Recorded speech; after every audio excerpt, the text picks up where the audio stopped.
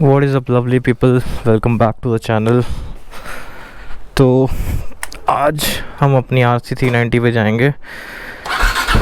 Bike is already warmed up and थोड़ी updates देनी है RC 390 के बारे में। What are my observation? It's almost more than 5 years, 5.5 years। 2019 मई में मैंने परचेज़ की थी एंड काफ़ी टाइम हो गया और अभी चली है अराउंड 22,830। तो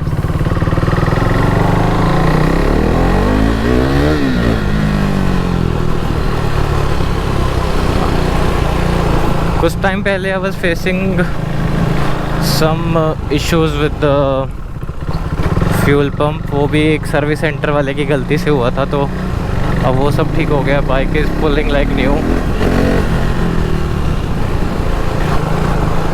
सो या आज के बारे में थोड़ी सी बात करेंगे regarding this KTM Bajaj. Not sure about the Triumph but damn sure about the KTM and the Bajaj. तो मेरा एक्सपीरियंस कैसा रहा 5 साल के बाद और अभी कैसा चल रहा है।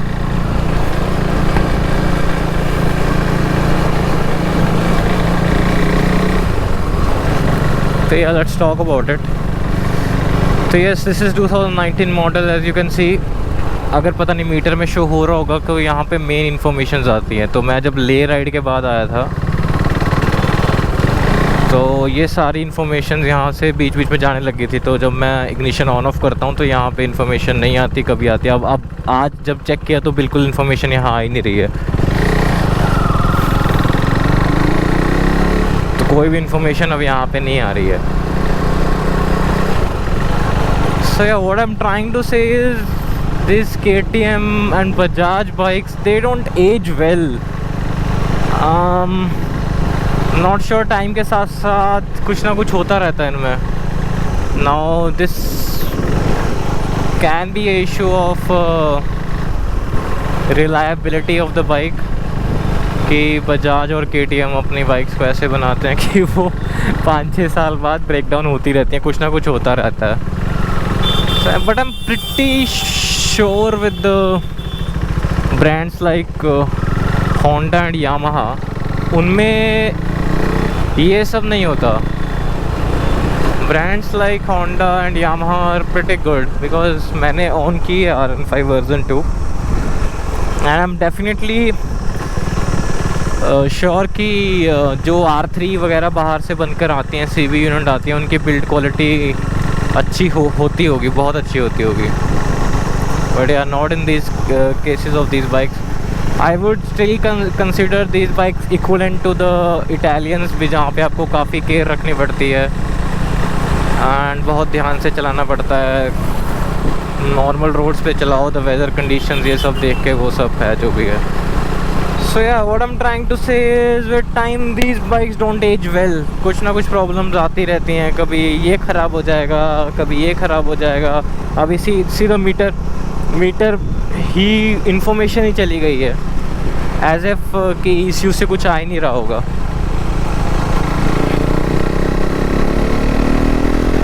अभी तो पहले इसमें एक इशू था कि when I used to pull, तो जैसे 5-6,000 RPM पे पहुंच रही है ये, तो उस टाइम पे क्या होता था कि bike used to lag for 1 second and again give it a boost. So turbo lag वाला काम हो गया था इसमें, पता नहीं कैसे। अब तो वो सही हो गया, पुल्स वेरी नाइसली। सो या 5 साल विद द KTM RC 390 अच्छे थे और अभी भी चल रही है। And I had a plan of selling this bike but मैं इसको सेल नहीं कर पाऊँगा because the bike is Karnataka registered and I am currently in Punjab. So मुझे बेंगलोर जाना पड़ेगा, इसको लेके जाना पड़ेगा which will cost me a lot. So I thought कि चलो इसको रखते हैं, इसको बेचते नहीं हैं। The bike is good and lot of things are pending in this bike. I mean बहुत कुछ काम करवाना है इसमें अभी एंड धीरे धीरे सब कुछ होगा। So I just give you a walk around कि इसमें क्या क्या काम करवाना है अभी।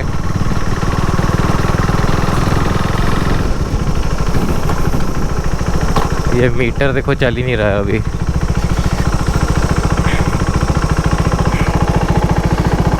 सो यस, लेट्स डिस्कस इसमें क्या क्या काम होने वाला है। First is this chain set.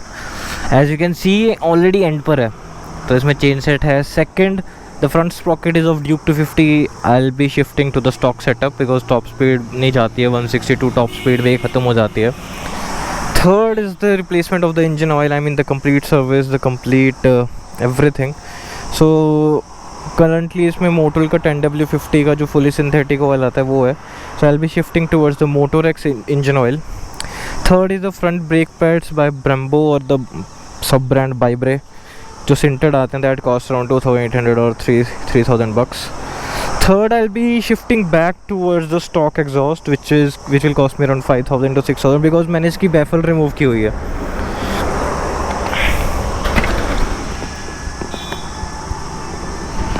So yeah, मैंने इसकी baffle remove की है, तो I'll be shifting towards the stock again. Tires are already new and तो कुछ और करने की ज़रूरत नहीं है। बाकी इन फ्यूचर ये अपोलो ख़त्म हो जाएगा तो इसके बाद will be shifting towards the Pirelli Rosso 2, 3, 4 जो भी है अभी उस बजट में, तब उस टाइम देखेंगे। रेस्ट या बाइक इज़ रनिंग गुड। थोड़ा सा भी पुल करते हैं, काफ़ी टाइम से पुल नहीं की है मैंने। पिछले ही आई थिंक लास्ट 6 मंथ्स में service. Oh see now the actual FC and everything is coming up. भाई ये बाइक स्कैम है भाई।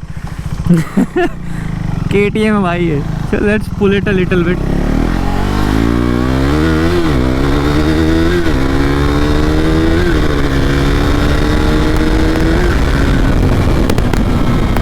भागती तो सही है ब्रो, अभी भी भागती सही है।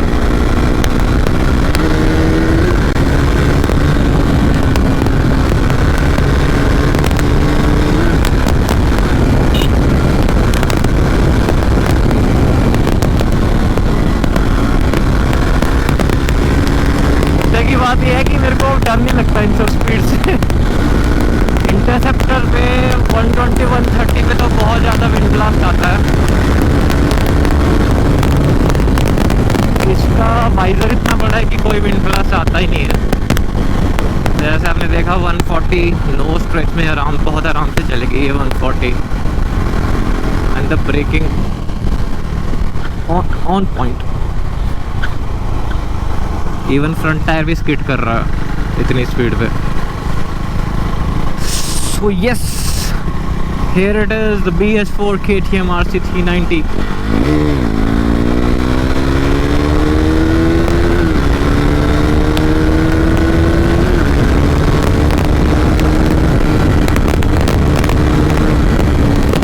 यार 130 140 स्पोर्ट्स बाइक पे कोई स्पीड लगती नहीं है, इतनी लाइट वेट है, gives me lot of confidence।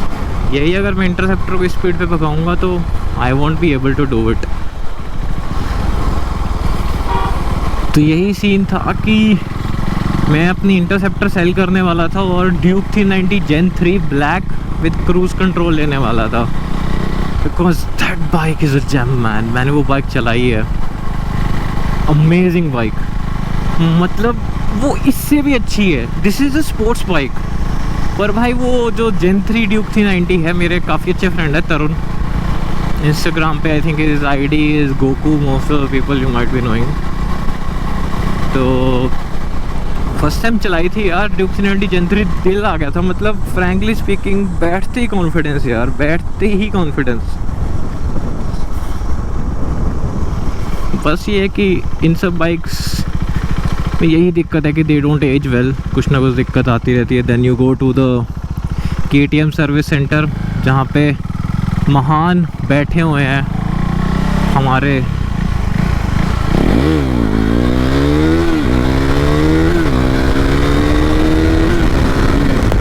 जहाँ पे महान टेक्नीशियंस, वर्ल्ड के बेस्ट टेक्नीशियंस बैठे हुए हैं। तो वहाँ पे लेके जाओगे बाइक को तो कचरा कर देते हैं भाई बाइक को, क्या ही बोला। सो यार पता नहीं, माइंड में I still have the plan of getting the Duke 390। मैंने इंटरसेप्टर ले ली, बट इंटरसेप्टर के बहुत ज़्यादा प्रोज हैं कि first of all that engine is a twin cylinder, तो टूरिंग पे कहीं भी जाते हो तो उसके लिए 100-110 is a piece of cake यार। मतलब वो इंजन स्ट्रेस लगता ही नहीं है बिल्कुल भी। मेरा जैसे सिंगल सिलेंडर ज़्यादा लंबे पे चलाते हो, हाई कंप्रेशन इंजन है, तो it will take a beating for sure. And everybody knows कि 40,000-50,000 पे KTM का रिबिल्ड आता है। सो अनटिल अनलेस यू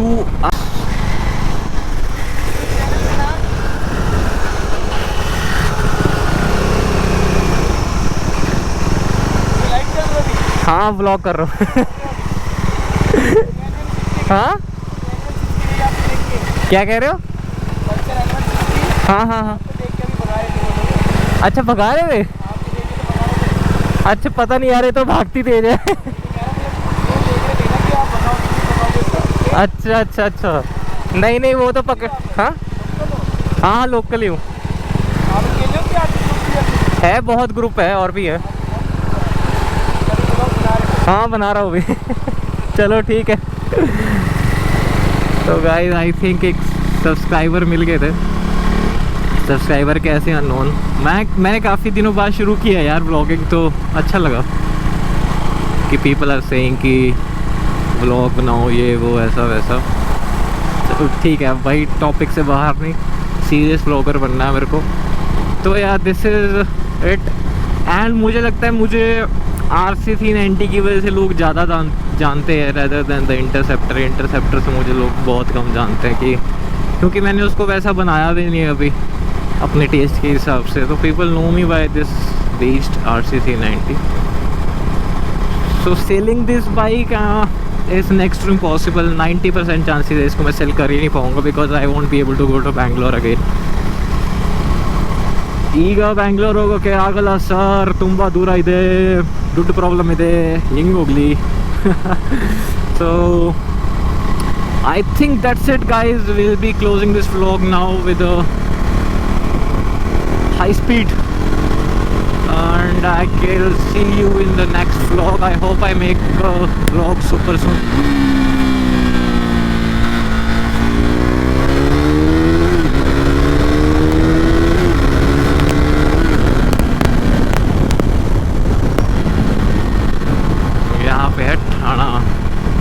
देख के चलना पड़ता है भाई, पहले ही मेरी बाइक इलीगल है बहुत वेज में।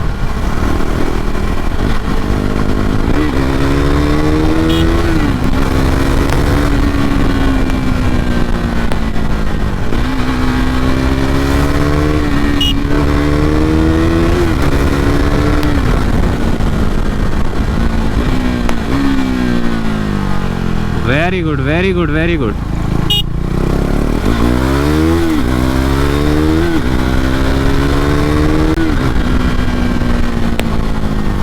डर ही नहीं लगता यार, क्या ही बोल सकते। Okay guys, so bye bye, see you in the next vlog. Till then take care. बाकी यार लाइक कमेंट कर दिया करो, शेयर। बैक टू व्लॉगिंग आया हूँ मैं। हाँ भाई घुस जा।